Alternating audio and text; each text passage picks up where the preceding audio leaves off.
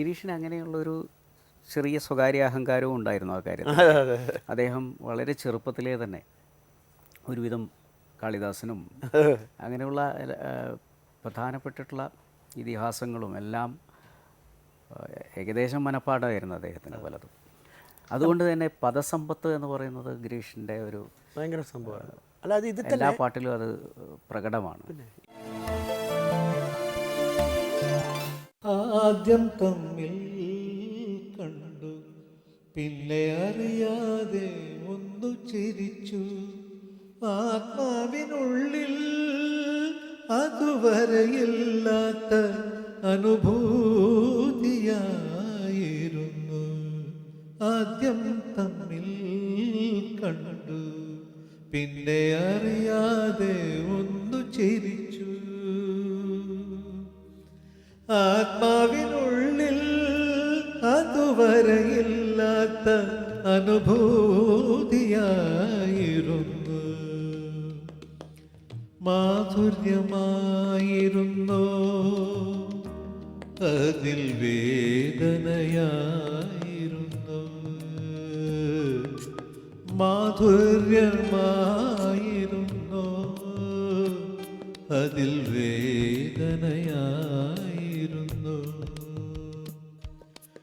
ജന്മാന്തരങ്ങൾ നമ്മൾക്കു നൽകിയ നിർവൃതിയായിരുന്നു.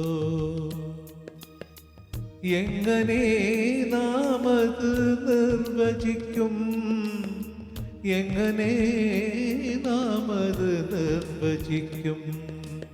ആദ്യം തമ്മിൽ കണ്ടു, പിന്നെ അറിയാതെ ഒന്നു ചിരിച്ചു, ആത്മാവിനുള്ളിൽ അതുവരെയില്ലാത്ത അനുഭൂതിയായിരുന്നു.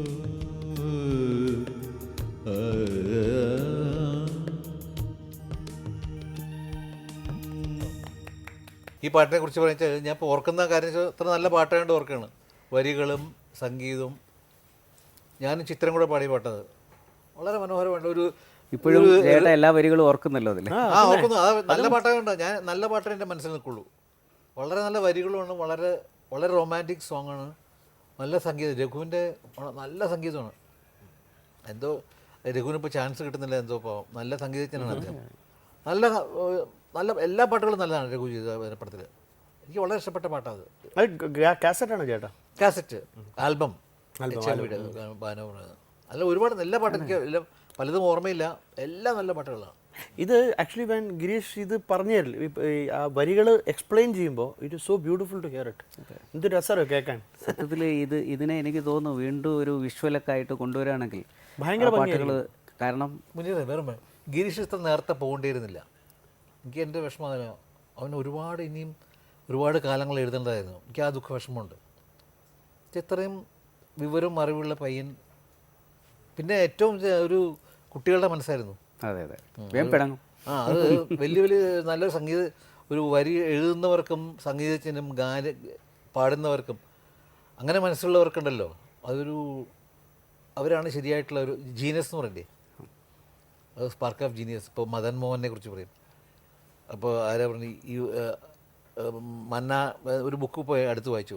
മന്നാടെ പറഞ്ഞു, I cry when I think of him എന്ന് പറഞ്ഞു.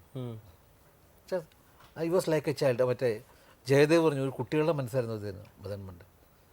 അങ്ങനെ ഒരു ഒരു മ്യൂസിക് ഡയറക്ടർ ജനിച്ചിട്ടില്ല നമ്മുടെ ഭൂലോകത്തിന്. മദൻ മോഹൻ്റെ മാതിരി. അത് പറഞ്ഞ ഗിരീഷ് എന്ന് പറഞ്ഞാൽ ഒരു പെട്ടെന്ന് വികാരം പെട്ടെന്ന് പ്രകടിപ്പിക്കും. അതാണ് ശരി. അതാണ് അവൻ്റെ വരികൾ വരാൻ കാരണം, മനസ്സിലുള്ള സംഗീതം വരാൻ കാരണം, വരികൾ വരാൻ കാരണം ഗിരീഷിൻ്റെ സ്വഭാവമാണ്. വളരെ ഇന്നസെൻ്റ് ആയിരുന്നു അവൻ.